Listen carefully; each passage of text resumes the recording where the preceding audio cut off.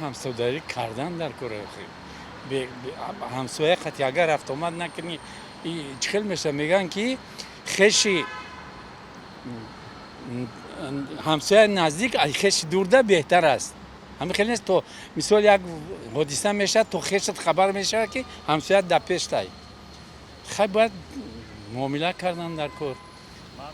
راست گپ خمو وایانی کار کردگیم من خصوصا این تینجی و امونه که در سرزمین تاجیکستان به حد بسیار عذاب قطعی اومد هر یک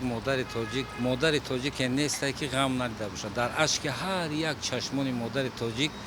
غم و دقت است البته ما میخوایم که تینجی و امونی باشه البته ما میخوایم که همکاری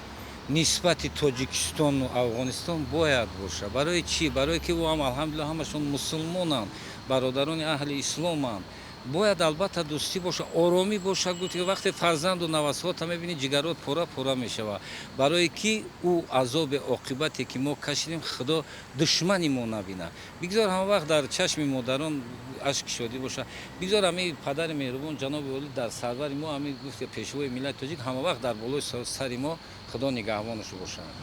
نه برای اون که از خبرهای اجتماعی دیده می شود که علاقه وای حقوقرانی آنها نادرست است آنها بر ظلم زنها مثلا نمی‌کنه زنها در دخترهای یاش در مکتب‌ها تعلیم گیرند نمی‌کنه که آزادانه در بازار وای روند مثلا این حقوق آنها رو وای میکنند پایمال میکنند آره باید همکاری نکنیم اکو این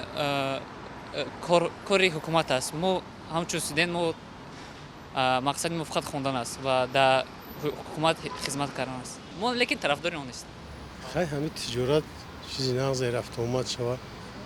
نقض میشه برای مردم البته به فایده ما میشود همون جهتی که مثال در وقتی که ما اگر همدیگر فهمی نکنیم البته گفت که سرزنش به خونریزی میشود البته ما باید همکاری کنیم باید دوستی کنیم همکاری کنیم مثلا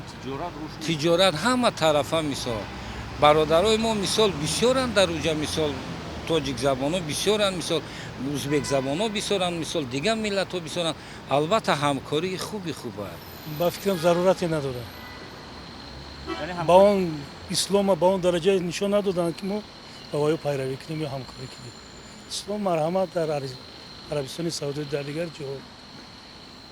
یعنی با طالبان عموما همکاری نکنیم همکاری کردن نمیشه اگر از جهتی پیشرفت خودشون یک جمعیتی که چه مثال لنین نشون دادگی بود که ما سوسیالیسم میسازیم من خیلی پیشرفت باید شود و آدمی نو خیر اگر نشون داد ما ممکن که همون دخل نداره